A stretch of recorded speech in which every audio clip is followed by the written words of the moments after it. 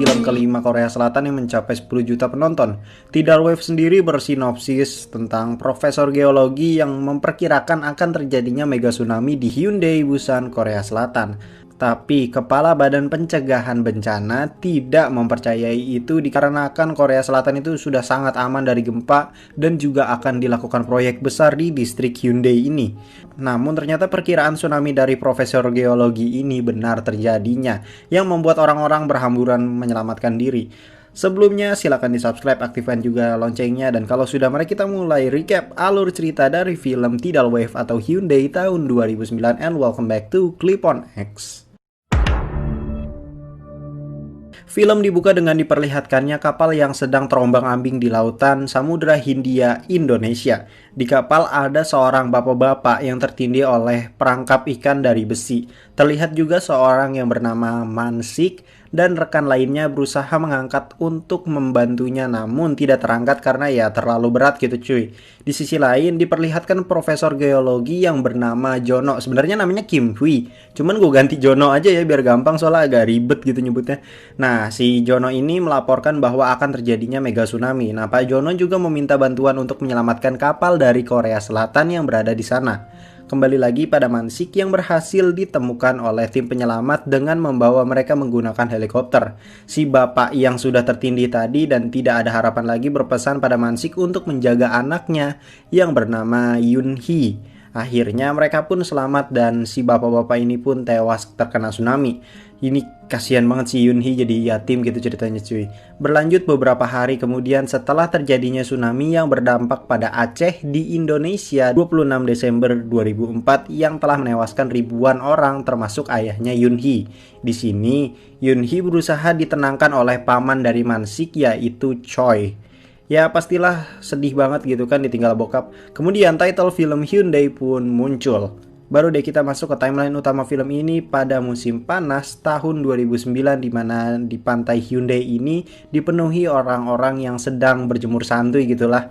Terlihat banyak yang bermain air dan banyak ciwi-ciwi berbikini. Di sisi lain, kita diperlihatkan berita yang menjelaskan bahwa gempa sering terjadi di Jepang pada bagian timur yang sekarang berjalan ke bagian barat mendekati Korea. Di sini juga ada Mansik yang ingin mencabut gigi dari anaknya itu yang bernama Sung Hyung. Tapi tiba-tiba temannya datang mengabari bahwa Yun Hee sedang ribut dengan emak-emak. Mansik pun bergegas keluar untuk melihat Yun Hee. Sesampainya di sana, Mansik berusaha melerai emak-emak yang menjabak Yun Hee ini. Ternyata emak-emak itu adalah ibunya Mansik sendiri. Lalu Mansik membantu Yun Hee untuk membereskan dagangannya. Nah, saat Yun Hee dan Mansik ini berjalan bersama, mereka berpapasan dengan Choi, pamannya Mansik, yang sekarang Choi ini terlihat sudah kaya dan dengan dijaga oleh bodyguard yang sedang berbicara dengan teman bisnisnya untuk membangun pusat perbelanjaan di Hyundai. Inilah yang menjadi penyebab kalau Choi ini tuh kayak dibenci oleh orang-orang Hyundai karena dia ini tuh ingin menggusur pemukiman nelayan dan toko-toko di pesisir pantai.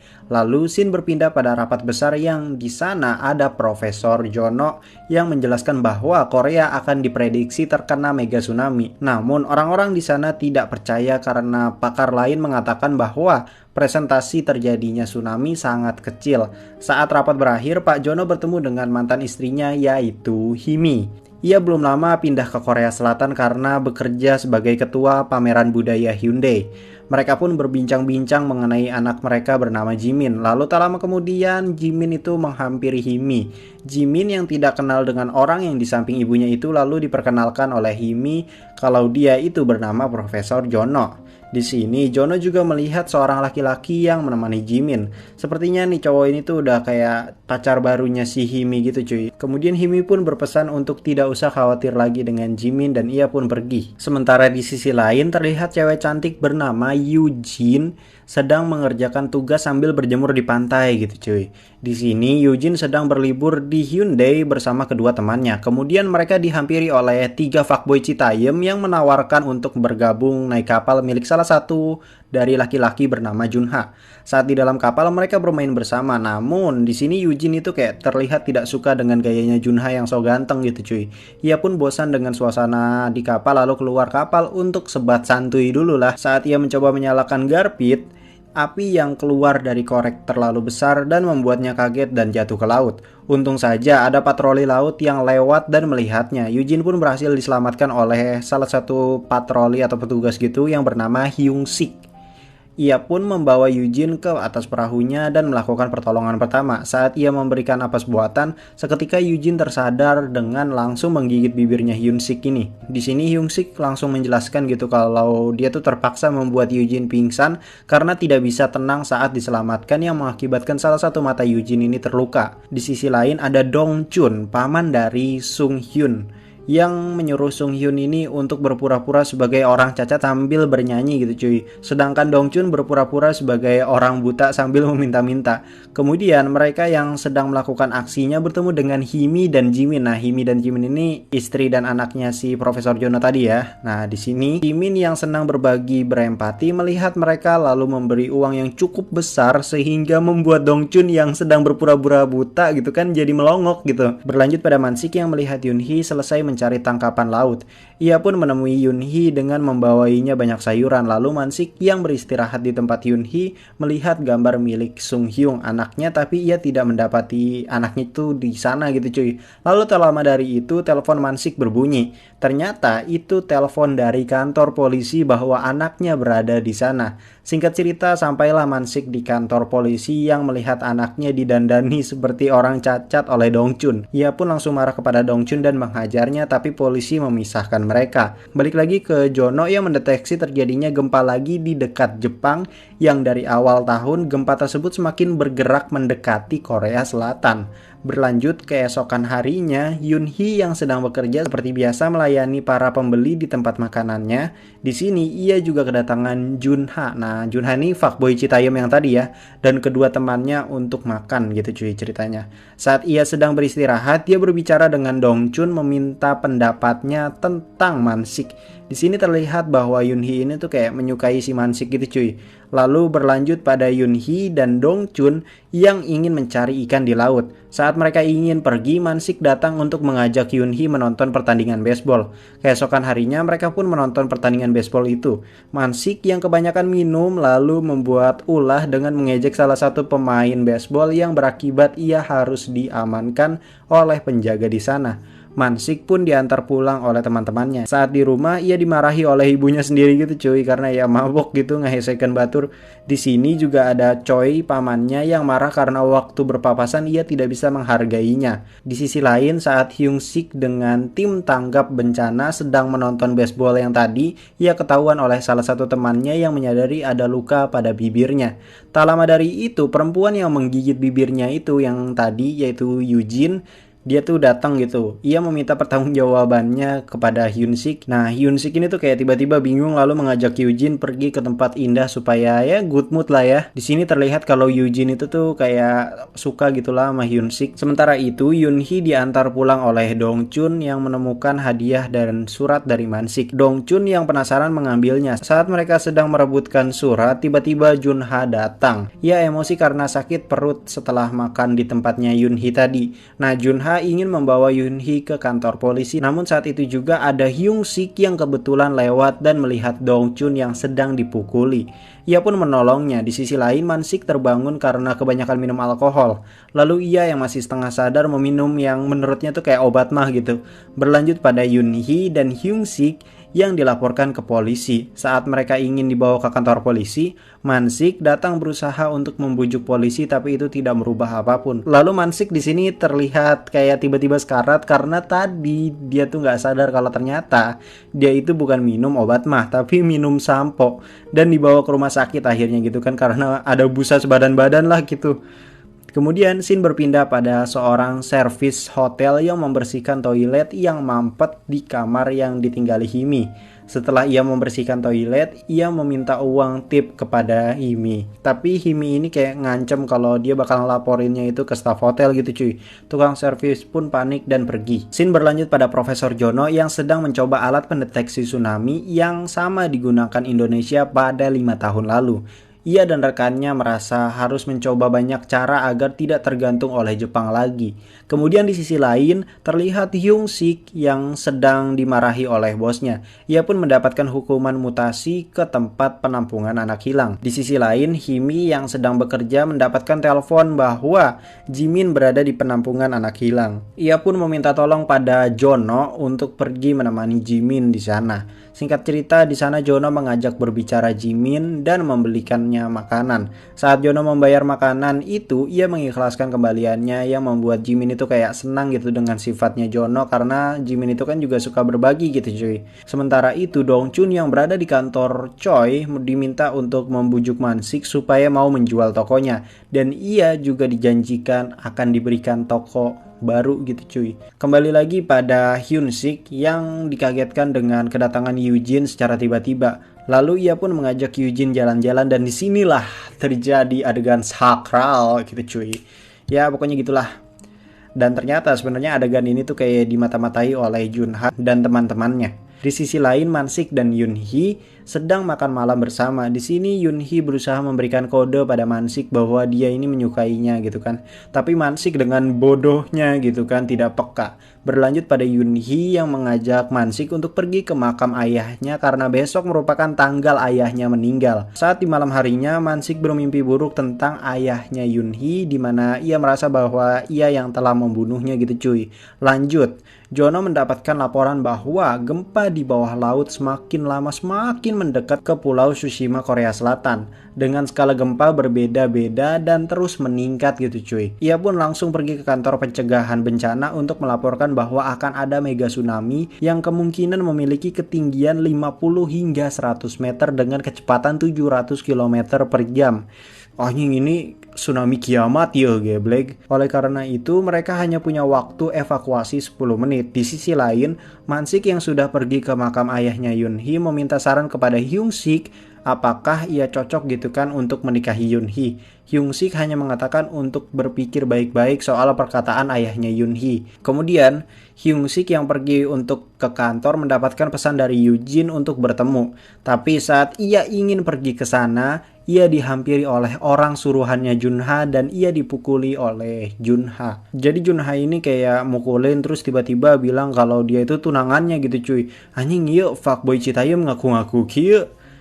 Kembali lagi pada Mansik yang mengetahui bahwa akan ada pesta kembang api. Lalu ia mengajak Yunhee ke kapal untuk melihatnya dan saat itu juga ia melamar Yunhee. Namun Yunhee meminta waktu untuk berpikir dan menyuruh Mansik besok pagi ke tempat Yunhee. Jika ada selendang merah di kapalnya bertanda iya. Di sisi lain, Eugene yang sudah mengantuk karena menunggu Hyung Sik yang tak kunjung datang, ia pun memutuskan pulang. Saat ia di perjalanan menuju pulang gitu kan, ia bertemu dengan Hyung Sik.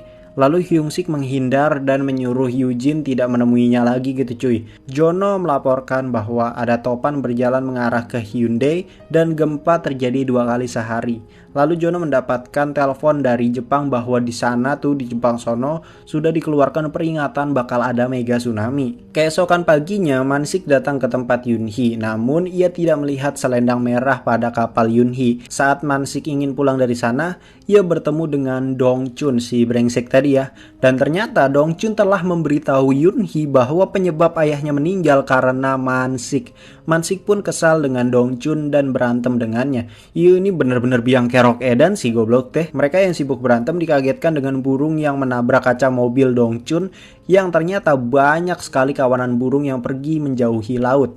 Di sisi lain, sedang ada peresmian tempat baru di Hyundai dan acara Culture Expo yang pastinya sangat ramai sekali orang di sana. Lanjut pada Jono yang melaporkan kantor pencegahan bencana bahwa di Jepang telah mengeluarkan peringatan mega tsunami. Namun kepala pencegahan bencana yang batu ke tulang gitu kan sangat yakin bahwa di Korea itu tidak akan terjadi tsunami. Kemudian Jono mengecek kembali alat pengukur gempa bahwa di Pulau Tsushima telah terjadi gempa lagi. Kemudian ia melapor untuk segera mengeluarkan peringatan tsunami. Kepala Badan Pencegahan Bencana pun langsung mengeluarkan peringatan tsunami. Ini baru nih si Eta nggak batu gitu kan. Lanjut pada terjadinya gempa di Hyundai yang membuat orang-orang panik gitu kan. Orang-orang yang berada di pantai langsung berhamburan mencari tempat tinggi. Di sisi lain, Eugene yang pergi dengan kapal bersama dengan Junha panik karena terombang-ambing ombak yang sangat besar. Untungnya mereka berhasil melapor kepada tim rescue dan tim rescue pun menemukan kapal mereka yang sudah terbalik. Kemudian Hyun-sik turun dari helikopter untuk menolong Eugene dan Junha.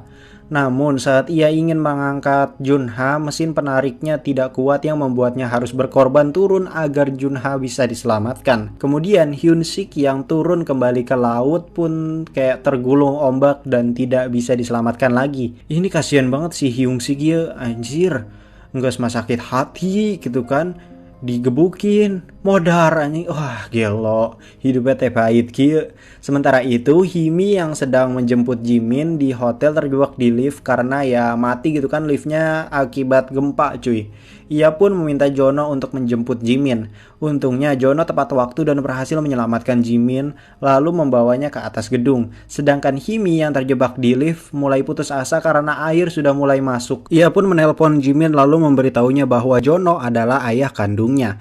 Lalu ia tenggelam karena air sudah memenuhi lift. Tapi tak disangka-sangka tukang servis hotel yang waktu itu tidak diberi tip uang oleh si Himi ini tiba-tiba menyelamatkannya. Di sisi lain, Dongchun yang ingin memperbaiki mobilnya malah mengalami kecelakaan di sebuah jembatan. Di sini ia bertemu dengan ibunya Mansik dan Sung Hyung yang berencana pergi ke pemandian air panas. Namun, rencana mereka semua gagal karena di depan mata mereka ada gelombang tsunami yang tingginya melebihi jembatan tersebut. Dongchun pun membawa Sung Hyung dan ibunya Mansik ini untuk berlari menyelamatkan diri.